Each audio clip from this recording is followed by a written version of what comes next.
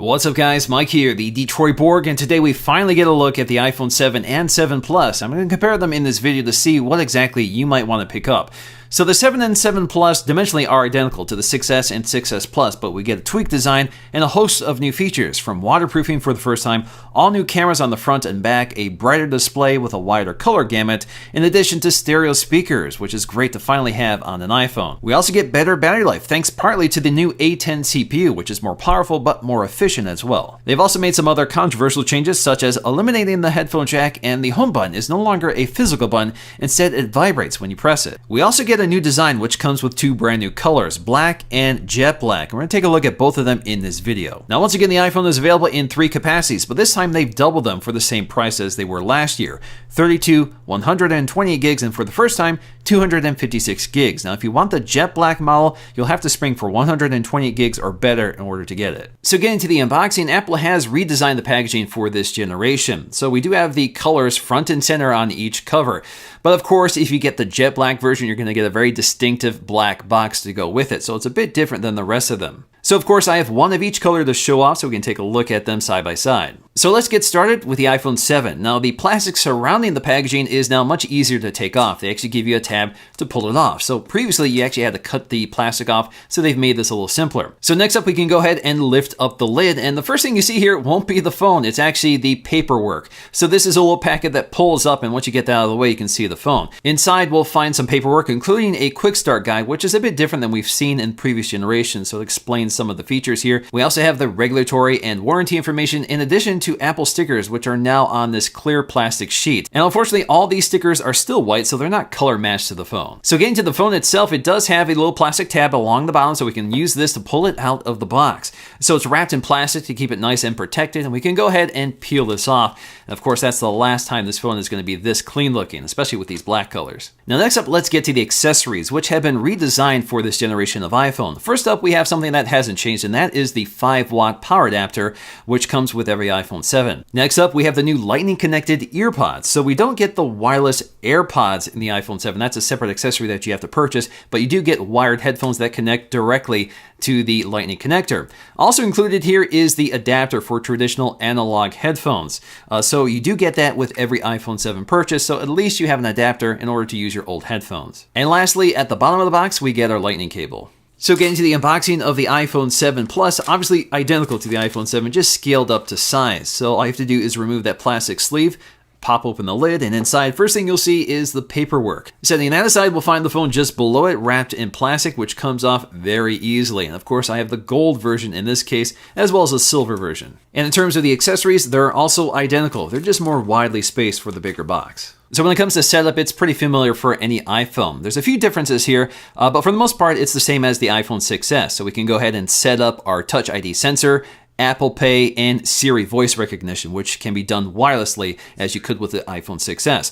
But new here is the new home button. So you get an explanation of how the home button works, and you can actually customize the intensity of the tap-to click that replicates the home button press. So you can go with very light, medium, or high intensity. Now personally, I prefer the medium because the higher intensity one feels a little like the screen is clicking at the bottom, while the medium intensity feels just about right. In terms of the design, Apple describes this as refined, and I think that's a good way of putting it. It looks a lot like the previous generation, has the same dimensions, but does have some welcome tweaks here. And one of them is the antenna design. So they've been able to integrate the antennas into the casing of the phone, which means we have smaller antenna stripes along the top and bottom. I think this is a big improvement visually. Now, if you get one of the dark black colors, you can see that the lines are virtually invisible. So you have a very minimal look, much more stealthy than before with space gray. And of course, if you get the other colors, they're whiter, so they contrast more sharply. The other change here is the camera design is now much more integrated into the body of the chassis, so it looks a little stronger and I think looks a lot better. At the bottom edge, of course, things have changed quite a bit here. So the headphone jack is removed, and instead we have this very symmetrical design.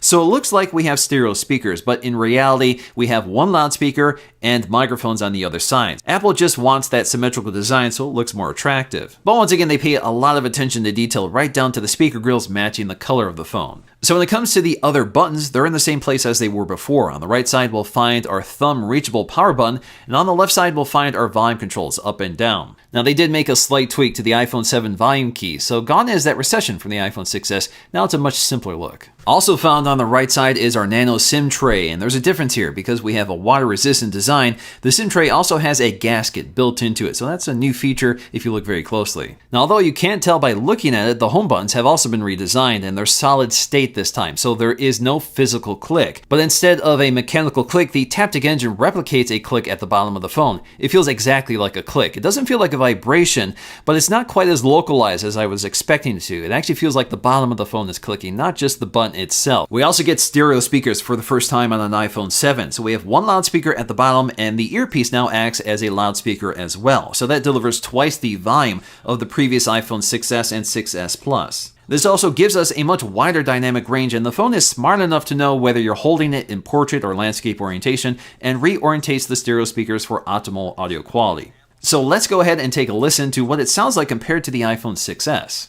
About a year ago, Apple launched a product called the iPhone Lightning Dock, and when the iPhone 6s came out, they launched them in aluminum versions with colors that matched the iPhones. Well, with the iPhone 7, they've had to add a new color, and that is black. So this is designed to accompany the new black color, along with a new jet black color that's coming with the iPhone 7. Another big deal here is that this is the first iPhone to get an IP67 certification, which means it's dust and water resistant. In terms of water resistance, this means you can submerge the phone in 1 meter of water for up to 30 minutes, so don't take it swimming. But this will do a much better job protecting your phone in those accidents or if you're out in the rain. So when it comes to the displays, once again, they're the same size and resolution as the 6S and 6S Plus. So we have a 4.7-inch and a 5.5-inch screen. The 4.7-inch comes in a resolution at 750 by 1334, good for 326 ppi, while the 7 Plus has a full 1080p display, good for 401 pixels per inch. So that's definitely the sharper display here. Both of them are once again LCD IPS panels with dual domain pixels, which delivers fantastic off-axis viewing, which also gives us very deep and dark contrast with bright, vivid colors. Now, speaking of brightness, both displays are 25% brighter than the previous model. The displays also pick up the same Cinema P3 spec of some of their Mac models, which means we have a much wider color gamut available for this phone. Now, this is great because it can also display the wider color gamut of the new camera system. Now, comparing the iPhone 7 to the 6S displays side by side, the thing that jumps out right away to me is that the 7 looks a lot warmer than the 6S. The 6S has a much cooler color temperature, but the iPhone 7 definitely has a wider color gamut, so it looks a lot more vibrant than the iPhone 6S. But in terms of brightness, at first glance, I don't really see the difference here, but there's definitely a big difference in color. We also get an all-new 7-megapixel FaceTime HD camera, which has an f2.2 aperture. It can finally record in 1080p HD video. Now, if you remember from the previous generation, that was a 5-megapixel sensor that could only record in 720p video, so this is a welcome improvement. This also has other features like auto image stabilization as well as deep trench isolation for great low light performance. That also combines with the Retina HD flash to illuminate your shots. So when it comes to the cameras, obviously there's a difference between the iPhone 7 and 7 Plus, but they all have the same main camera, a 12-megapixel sensor, which is all new with optical image stabilization. This also has a much wider f1.8 aperture, jumping from the 2.2 aperture from the previous model. We also get larger pixels on those sensors for better low-light sensitivity. But when it comes to the iPhone 7 Plus, it gets a second 12-megapixel sensor, but this time with an f2.8 aperture. So this is used for telephoto images. So this allows you to zoom in optically on images, and we're going to take a look at that in the software. Now, I do think it's worth noting that although we have software stabilization on this lens, it does not have optical image stabilization like the main wide-angle lens. Also next to the camera is one of the microphones in addition to our new LED flash. So this is a quad LED flash with dual tone, and this is 50% brighter and shoots 50% farther. Now, in terms of using optical zoom on the iPhone 7 Plus, it's actually very simple. It's built into the camera app. So basically, you get this little controller that allows you to quickly jump between 1x and 2x optical zoom. Alternatively, you can also tap and hold and then swipe across in order to zoom in and out. This also includes software zoom or digital cropping. So basically, you can zoom in and out all the way up to 10x when you're taking a photograph. You can also do this in video, but you're limited to 6x instead of 10. In terms of photo quality, both cameras are basically identical until you're using the optical zoom on the 7 Plus. So they're delivering very similar results with optical image stabilization.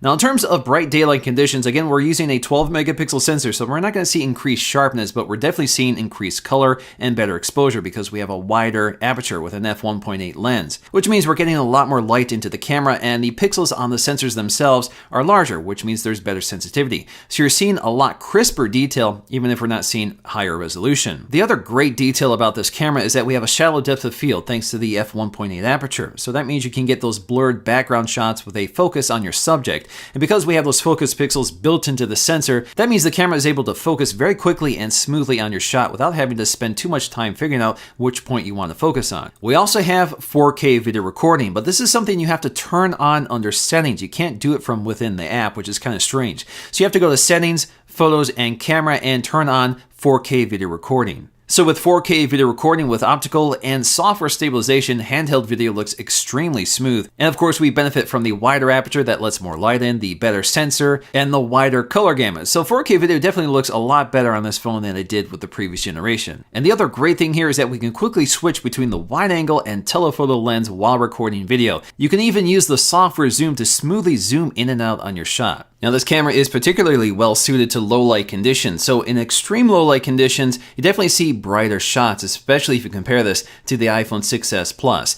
So it's not dramatic, but you can see that it is brighter with better detail. So it's not as murky or muddy as the 6s Plus was, but it's got about the same amount of processing, so it can be a little soft, but again, you're seeing a little more detail. Generally speaking, it's a better camera for low light, but it's not dramatically different. Now when it comes to using the brighter LED flash, it doesn't necessarily make the shot brighter, but it definitely gives you much more detail. Previously, the camera had to expose the shot longer with the weaker flash, so you can see a lot more noise. In this case, the iPhone 7 seems to do a better job with the exposure level. The iPhone 7 is also launching with the new A10 Fusion processor, which is a quad-core 64-bit processor. Now, they're calling this Fusion because it combines two high-powered cores with two low-powered, high-efficiency cores. So those high-efficiency cores use 1/5 the power and are designed to power low-end tasks so you don't waste too much power, and that improves battery life.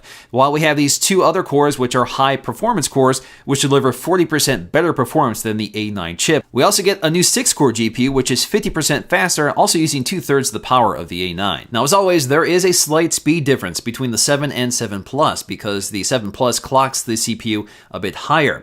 But there's also another big difference, and that is RAM. So there are 2 gigs of RAM on the 7, 3 gigs of RAM on the 7 Plus. So you get a lot more room to work with on the 7 Plus over the 7. Regardless, if you take a look at our Geekbench scores and compare them to the previous generation, you can see a huge gain here. So this makes a very powerful phone even more powerful. So when it comes to battery life, in addition to more efficient processors, we also have larger batteries built into both devices. So Apple estimates that most users should see 1 to 2 hours of additional battery life over the 6s. iPhone 7 does add a few features to iOS 10 that's not available on the iPhone 6s. So for example, if you want to adjust the intensity of the vibration or click of the home button, there is a section for that under settings and under general, and you'll see the home button, and this basically allows you to pick a different intensity if you want. So if you don't set this up correctly when you set up the phone, at least it's there under settings. Also unique to the iPhone 7 is a section under sound and haptics, so that's just sounds on the iPhone 6s. But if you go to the bottom of that list, you'll see system haptics, and that's because we get haptic feedback in some areas of the system on the iPhone 7 versus the iPhone 6s. So for example, when you toggle this switch on and off, you actually get a taptic feedback as you do so. Now, as always, the iPhone 7 Plus once again has a unique software experience compared to the standard iPhone 7. And that's because we have landscape view for many apps. That actually includes the home screen. So that's able to take better advantage of this larger, more higher resolution display. These phones are also launching with iOS 10, and I did a very extensive look at iOS 10 in a previous video, which I'll leave linked in the description below if you want to check that out. So when it comes to these new black colors, they're much darker than the space gray that they're replacing. They're much more opaque, so it's going to be interesting to see how they age over time, but the matte black seems to be quite durable. Now the big standout here is jet black. So jet black has this near perfect gloss finish. It actually looks like one piece of glass. It's very reflective, and it's also prone to scratches. In fact, Apple warns that this is more prone to scratches, so you may want to put a case on this unless you want the weathered look. But when it's brand new, it looks like one piece of glass. In fact, it seamlessly bonds to the glass on the front for this really unique design. So it definitely stands out and makes the phone look like something completely different than you've seen up to this point. The only problem with these dark black colors is that they show a lot of fingerprints, certainly much more than space gray. So you may want to put a case on these unless you want to spend a lot of time cleaning them. So ultimately, in the end, the iPhone 7 really is a very polished product. It finally adds many of the features I think it's been lacking for a long time, such as waterproofing in particular. We also get fantastic cameras on both models, high-end processing power that makes the system extremely smooth and powerful, and excellent battery life that gets even better with this generation. Of course, this may not be perfect for everybody because it lacks a headphone jack, and some people want a sharper display than the one offered on the iPhone, especially the 4.7-inch iPhone 7, which definitely isn't as sharp as most flagship smartphones priced at this level. But in the end, I think this is a significant upgrade from the iPhone 6s and 6s Plus, and it's definitely worth considering as a replacement. Alright guys, hope you enjoyed this look at the iPhone 7 and 7 Plus. I do have the Apple Watches and some of the iPhone 7 accessories coming up, so stay tuned for that. And if you like this video, please give it a thumbs up to let me know, and I'll see you again in the next one.